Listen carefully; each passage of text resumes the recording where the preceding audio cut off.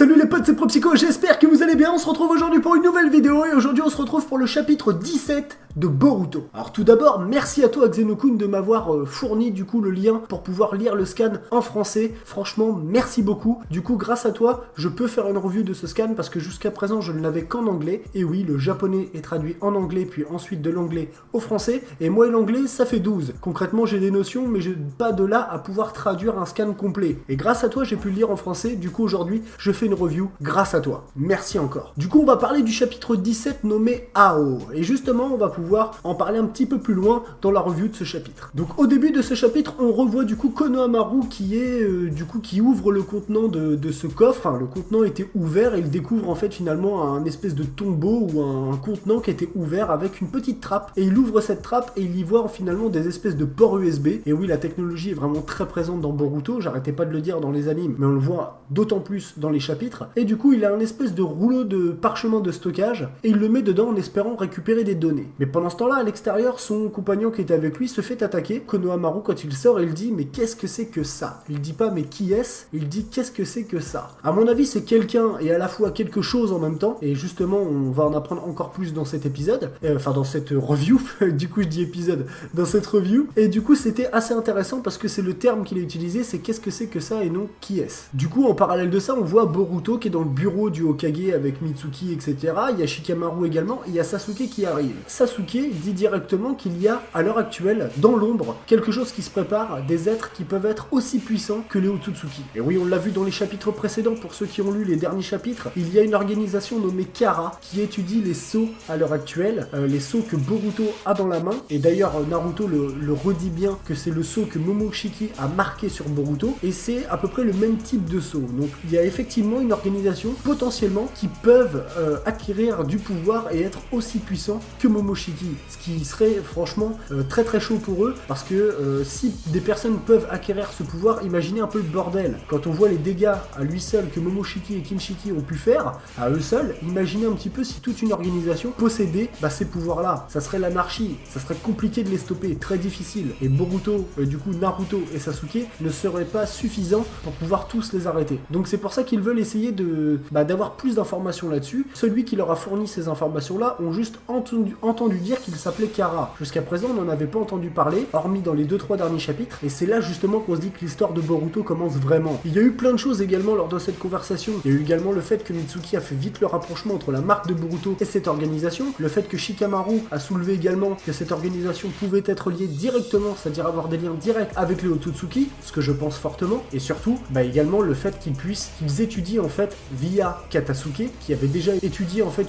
un outil ninja dans Boruto The Movie, et justement, Katasuke a étudié finalement un bras artificiel, conçu un bras artificiel pour Naruto, qui lui permettait d'absorber les jutsu. C'est ce qu'on avait vu lors du chapitre 16, quand Naruto avait fait un petit affrontement contre Boruto. À ce moment-là du chapitre, on avait vu Naruto absorber directement une technique de Boruto, et personne n'avait compris comment il avait fait. Et en fait, Katasuke a mis au point finalement une technologie permettant d'absorber les jutsu. Et du coup, Naruto et Sasuke ont trouvé vraiment l'élément très intéressant, car quand on voit les dégâts que faisaient Momoshiki et Kinshiki, les dégâts collatéraux qu'ils faisaient, ils pouvaient détruire un village, détruire des pays entiers, et le fait de pouvoir absorber la technique limitait clairement les dégâts, et y compris pour celui qui se prenait l'attaque de plein fouet. Et donc justement, ceci permet du coup de pouvoir affronter ces personnes-là. Tout du moins, c'est ce qu'ils veulent faire comprendre à Boruto. Mais Boruto ne comprend pas ça comme ça. Forcément, puisque dans Boruto The Movie, donc dans les 10 premiers chapitres de Boruto, Naruto lui a fait une grosse leçon de morale par rapport à ça, en lui expliquant que le véritable pouvoir venait de l'être, venait du shinobi. Sa vraie force, utiliser sa vraie force à soi-même et pas utiliser des outils ninja. Mais Naruto l'a bien souligné, c'était dans l'objectif d'un examen. L'examen était là pour apprendre les bases aux futurs shinobi, aux futurs ninjas. Savoir ce que c'est que d'utiliser sa propre force, savoir s'auto-évaluer. Mais à côté de ça, il n'a pas dit que les outils ninja n'étaient pas bons. Au contraire, c'est ce qu'il explique après. C'est que de pouvoir les utiliser est une bonne chose. Mais pour ça, d'abord, il faut prouver sa valeur en tant que ninja. D'ailleurs, il dit bien, y compris, même pour Sasuke, lui, le ninja que tu apprécies tant, que tu aimes tant, et lui-même pense que c'est une bonne chose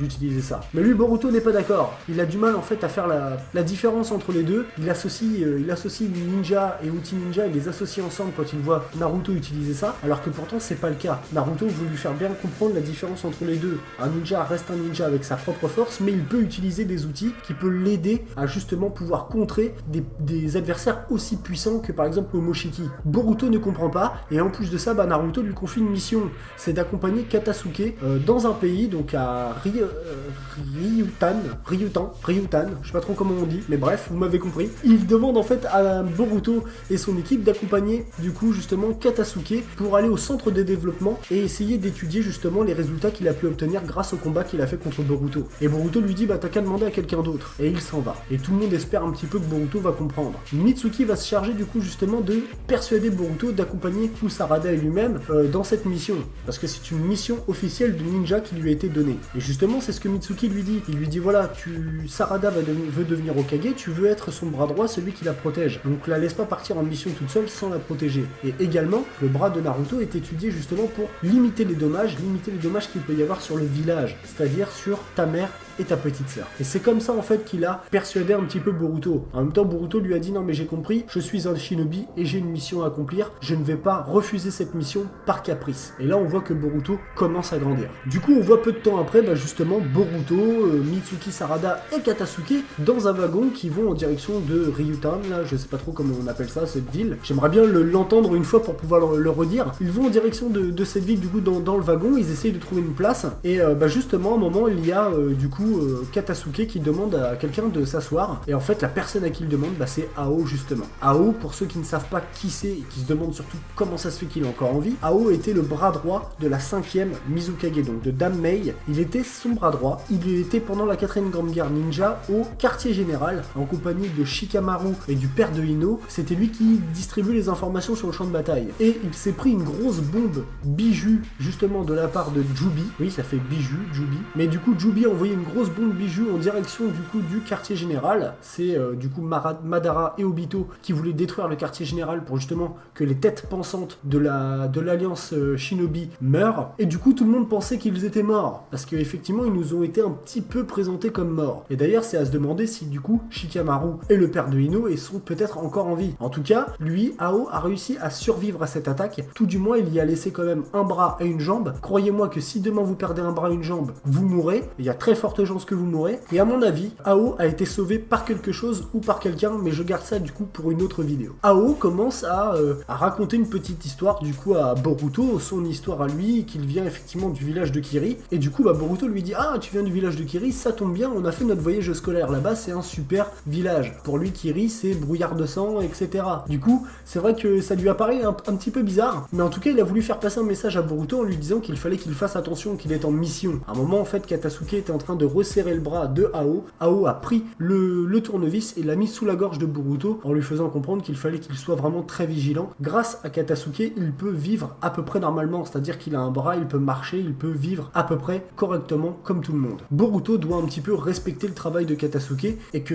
la technologie peut être une bonne chose au final. Du coup, Boruto est sorti de ce wagon un petit peu plus motivé que quand il y est rentré, tout simplement parce que il y a vu en Ao quelqu'un qui lui racontait des histoires, qui le passionnait un petit peu par ce qui s'était passé avant et comment les choses ont évolué d'un œil de quelqu'un qu'il ne connaissait pas. Et on ne sait pas trop pourquoi, mais il a un certain feeling finalement avec Ao. Derrière, une fois qu'ils sont partis, et justement Ao a une conversation avec Kashin Koji, qui est un membre de Kara, qui est un membre justement qui a éliminé un autre membre de Kara, mais ça c'était dans les chapitres précédents. Kashin Koji a maintenant sous sa responsabilité un petit peu le village de Konoha, et notamment du coup le réceptacle qui a été perdu, qui était dans le dirigeable et qui est tombé. Finalement Kara ont perdu leur réceptacle, et du coup Kashin Koji va demander à Ao, qui est du coup en relation directe avec Kara, un externe de l'organisation Kara, parce qu'il y a des internes et des externes, et Ao est un des externes de l'organisation Kara. Et du coup, il va le voir en lui demandant d'aller récupérer le réceptacle, qu'il a confiance en lui, que c'est l'externe en qui il a le plus confiance, et il lui demande du coup d'aller récupérer finalement ce qu'ils ont perdu. Et du coup, Ao lui dit ouais mais attends, ça fait 16 ans que j'ai pas combattu et tout, et ça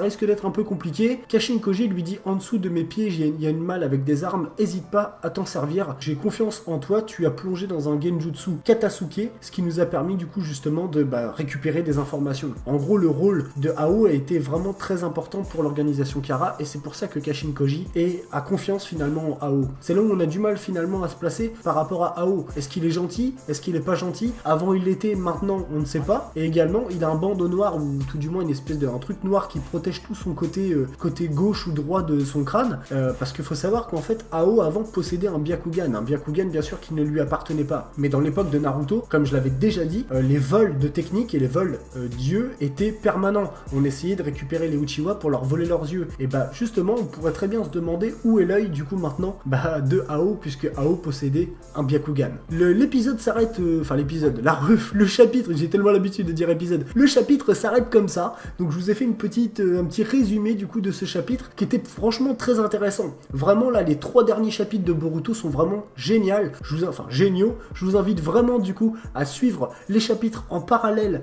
de l'animé, parce que pour moi c'est complémentaire, comme dans tous les shonen et même dans tous les animés et mangas que l'on voit, les chapitres généralement sont toujours complémentaires par rapport à l'anime ou vice versa. Et moi franchement j'aime les deux. Et puis comme d'habitude, n'hésitez pas bien sûr à liker, à partager, à vous abonner et également à commenter cette vidéo. J'ai plus qu'à vous souhaiter une excellente fin de journée. À très bientôt. Ciao ciao.